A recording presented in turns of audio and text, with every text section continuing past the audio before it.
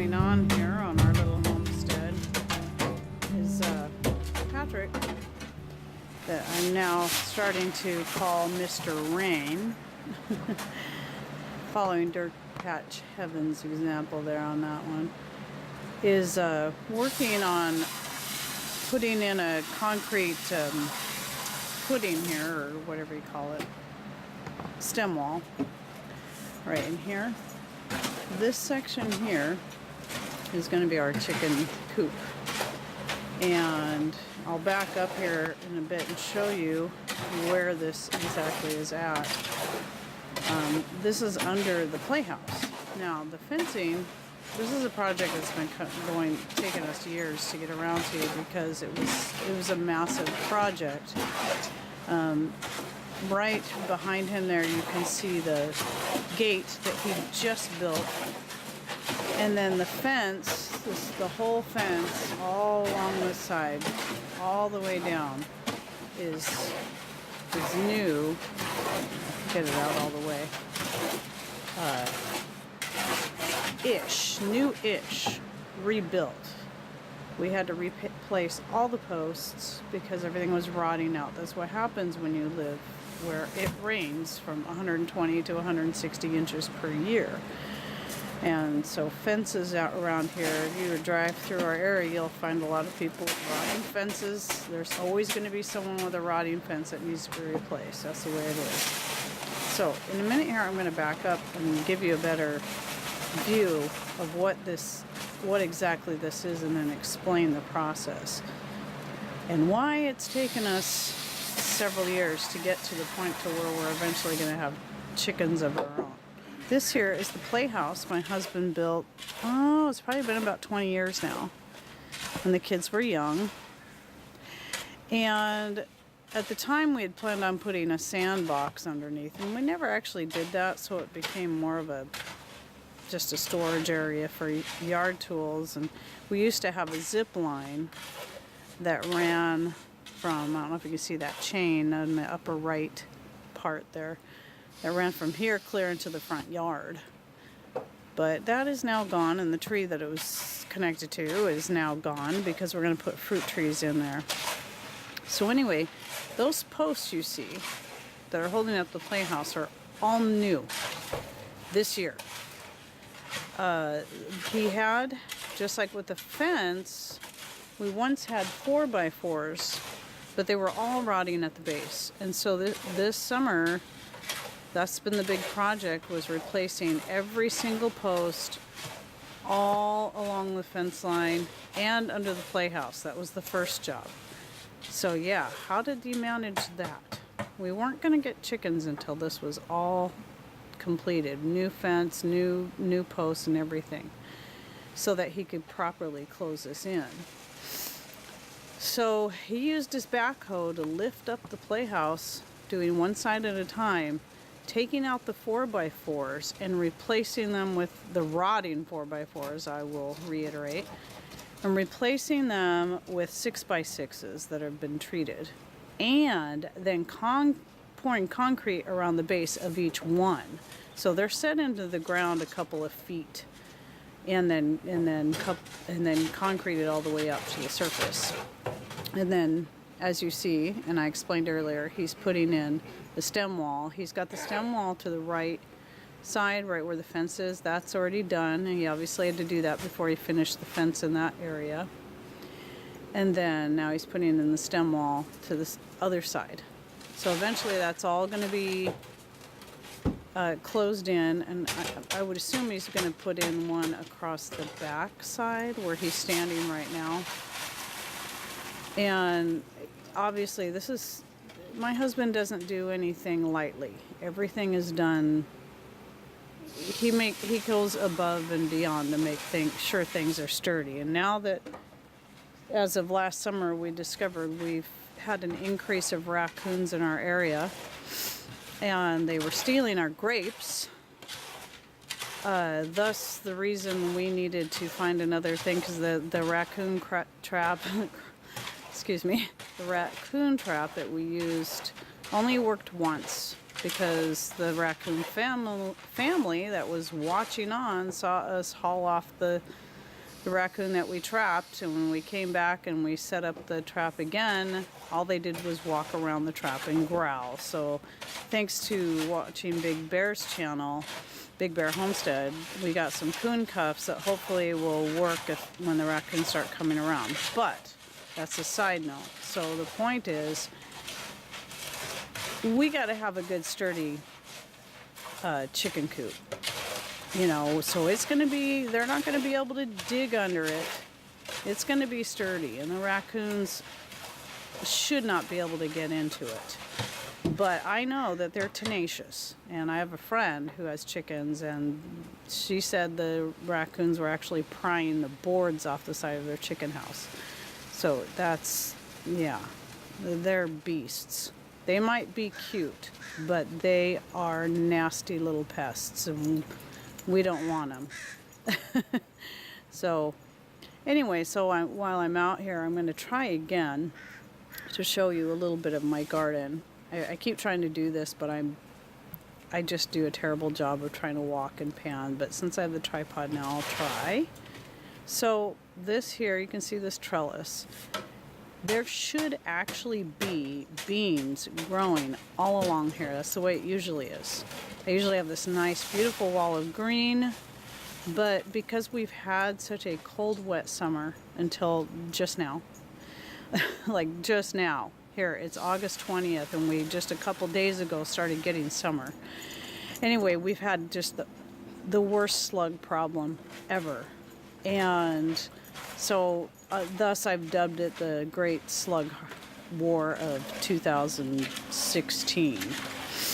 Anyway, this whole empty spot here got hit the worst, and I kept replanting beans, and they just kept coming back and eating them. Now, why this area they kept totally picked clean, and the other area they just took a few plants out, I don't know. But anyway, that's where we're at. But regardless, because I've planted beans in various locations all around the property, I'm still getting a really good harvest, way more than my husband and I can use through the year. So, I mean, many, many more to come. And oops, sorry. Back over there where you can see that where he has the ATV is parked right now. That is my potato patch, which of course is done. And he's just got that sitting there to get it out of the way because he had to pull the truck in with all the concrete. Now, right on the other side of it, I have beans, a couple of beans. I just, I had one of these afterthoughts, put a couple stakes in the ground and planted some beans around it. And that's doing really good, except for they got so heavy with beans, they were up much higher than that. And it got so heavy with beans that the plants have all sunk to the ground. So I might have to go over there and I just discovered that yesterday. A couple days ago, they were up several feet higher than that. But they're healthy. They just got too heavy. So let me do a little pan this way.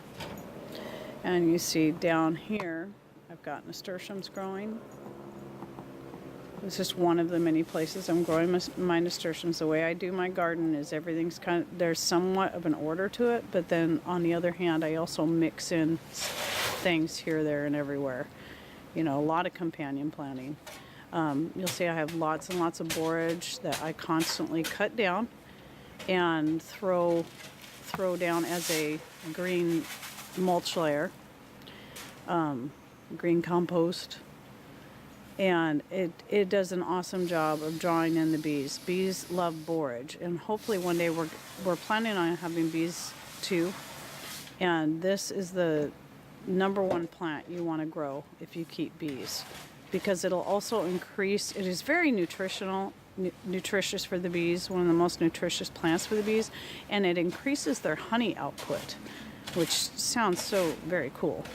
And the plant itself is just, it tastes great. The leaves are a bit spiky to eat. Younger leaves aren't so bad. The flowers, the beautiful little blue star-shaped flowers are just wonderful and salad.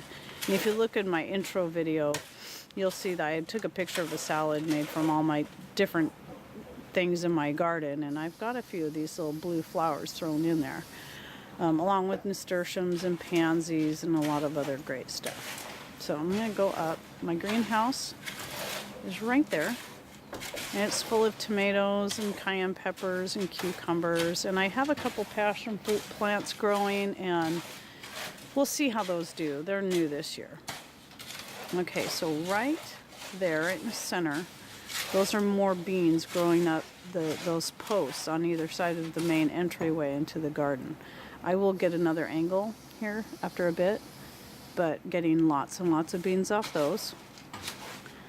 Okay, and then here, excuse the mess though, by the way, we've got constant projects going on, so there's lots of lumber piles and whatnot here and there and everywhere, and yeah, you'll see that. And just understand this projects. So these are grapevines from this side of the deck. Now in my intro video, you'll see pictures from inside the deck, you know, when you're standing in there. And it's just beautiful up there. It's my little oasis in the summertime. I love it up there. It's so very private. The grapevines and the blueberry shrubs that grow in pots on my deck, and I get lots and lots of blueberries off of them, make this wonderful green wall of privacy. So I'm going to move the camera here in a bit, and I'm going to show you more of that area over there so you can kind of see how I work that out with the grapevines and some more bean plants and some of my other herbs that I grow both for eating and for making medicinal tinctures and whatnot that really do work. Some people were asking me a lot about, you know, how Pat and I got off all pharmaceuticals, including prescription thyroid medications we were on for 15 years. We don't take any over-the-counter pain remedies or stomach, anything. Everything is either homemade or we just don't need it. Thought I'd get a little more footage here, a little more closer up, seeing what, you know, so you can see what he's doing here, mixing that concrete. We got started early while it's cool because we're finally getting some hot days, and he's very smart. And then I'll go make him his breakfast once he has this out of the way.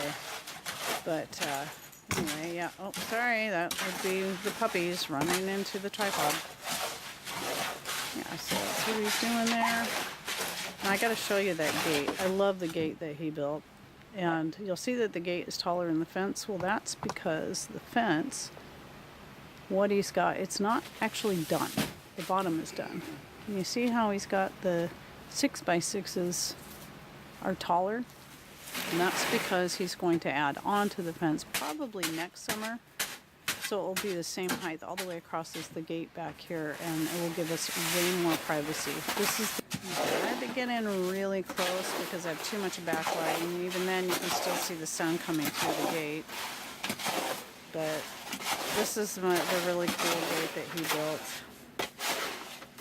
right off the back side of the playhouse, which, as I said before, this is going to be the back side down here of the chicken coop. And then we'll have their little yard out in the front area of this. Let's zoom from there. Mr. Hardworking Man.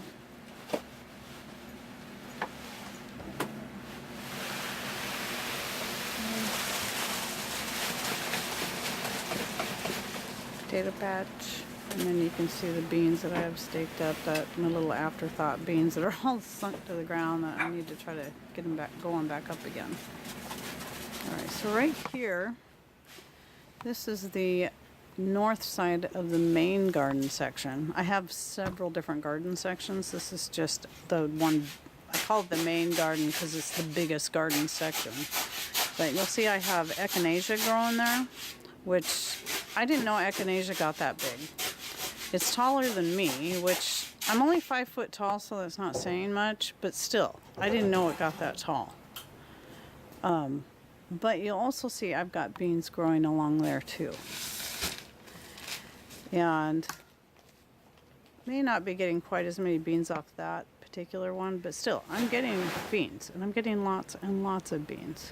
I'm gonna pan this way, and you'll be able to see some of our zucchini plants here.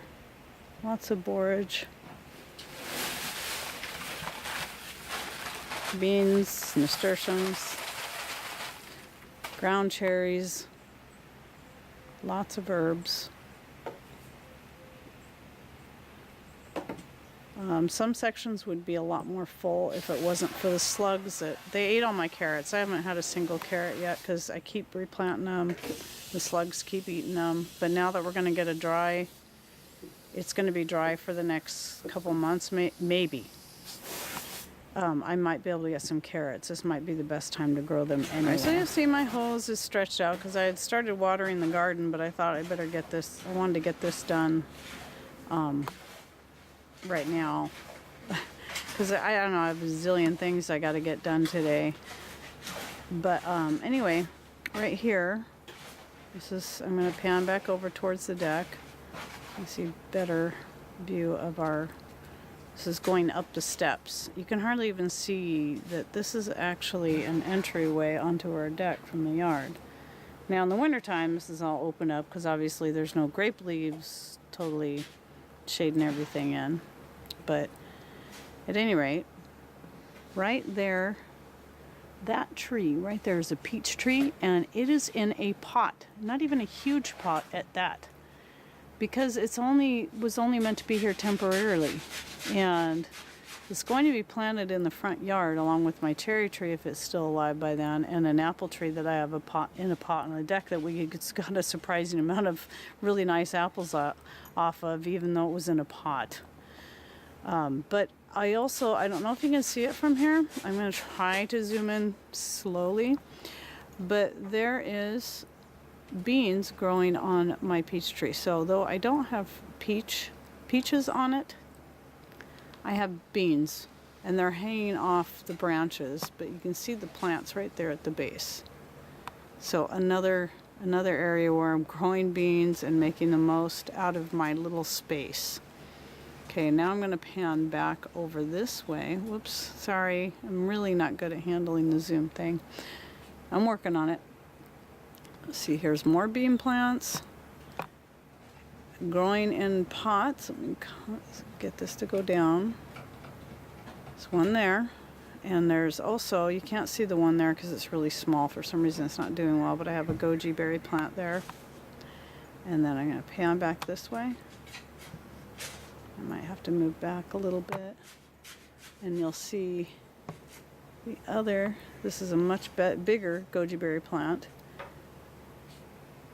And I'm going down. I've got some golden oregano growing at the base, just outside the pot. And then I'm going to follow this up and show you the beans are growing up.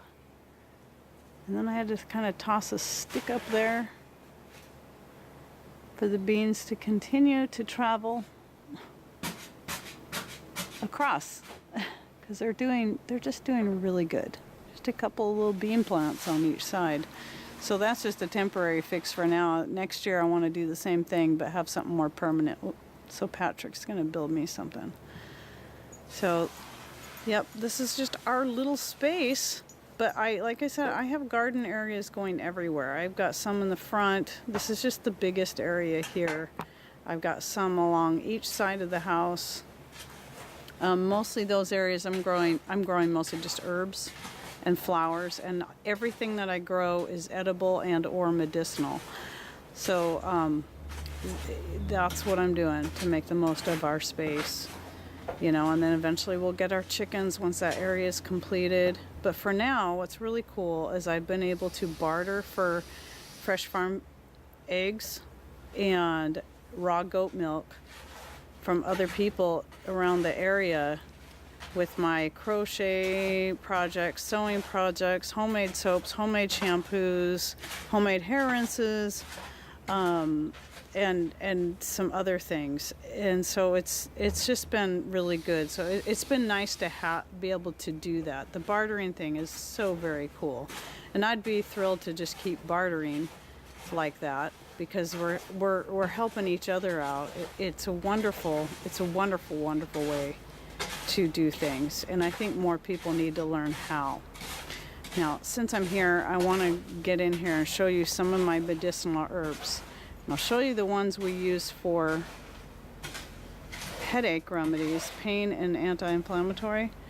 Right there, looks underneath the calendula. I'm having a hard time getting this to point downwards. That is one of my catnip plants. It has very few flowers on it because I harvest this stuff all the time and dehydrate it and put it up and turn it into tinctures or put it up for making future tinctures. And then over here, I'm gonna have to pick this up and move in some more. You'll see down this row a bunch of white flowers. That is the feverfew. Now I'm gonna move in here in just a bit and show you a close-up of the feverfew. That is an excellent headache and remedy, or any pain remedy, you know, for cramps, migraines, and it's also an anti-inflammatory. All right, right there you'll see, that's my favorite feverfew. Now, I'm going to be honest, this stuff is nasty as far as taste goes, but you get used to it. It's just very strongly bitter. But it's really something I highly recommend everyone put in their garden. Well, the other thing I need to be very honest about is it readily self-seeds. So it'll throw seed everywhere, and you'll need to keep it pruned back, and you'll need to keep pulling up the little plants. But it's just like anything else. The borage is the same way, but I don't worry about it. I let the borage grow. When it gets too big or starts overshadowing something, I pull it up and turn it into mulch, because it grows like crazy. You get more than you need. Okay, and then I wanted to show you. Well, I got some more echinacea growing right here. And then right here, doesn't look quite as pretty as it did, is my biggest marshmallow plant. Marshmallow is highly medicinal. It's great for the skin and hair. The whole plant is edible and usable. Well, I'm not sure about the stems actually, but the leaves and the flowers and the roots. I'm sure you've heard of marshmallow root. But I use the leaves and the flowers. You can make teas out of it. It's really good. It's really good in tea. It actually does add, especially if you add a little bit of vanilla extract, it does add a bit of a marshmallow taste, which is rather interesting. So, anyway, I also use it, I think I said, in my shampoos and my skin, whatever skin things I'm making, soaps and whatnot. So I'm gonna do a pan this way now. You'll see some of my mints that I constantly have to keep hacked back as well, but I don't mind letting them grow in here, because things like the feverfew with little white flowers, the headache remedy, and the mints, those help keep pests out of the garden. So that's another benefit. That's another reason why I like to mix in my herbs into my garden, and is just the benefit in so many ways. Some things draw in the beneficial insects, and some things discourage the destructive insects and rats and mice. So a little more video of what he's doing here. Finishing up this stem wall. I hope I'm calling it the right thing. Footing and stem walls foundation. Okay, so I said footing earlier, and I was thinking I was wrong. You'll have some people on there that say, "Where's your anchor bolts at?" But I'm not really doing this for structural application. It's just for to support that soil up there, and if we ever get chickens in here, we want to try to keep this clean in here and be able to shovel this out. Keep it clean.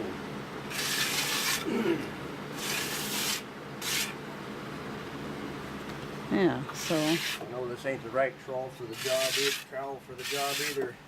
I got everything over at my boy's house. oh yeah, yes sir. This particular trowel's for linoleum.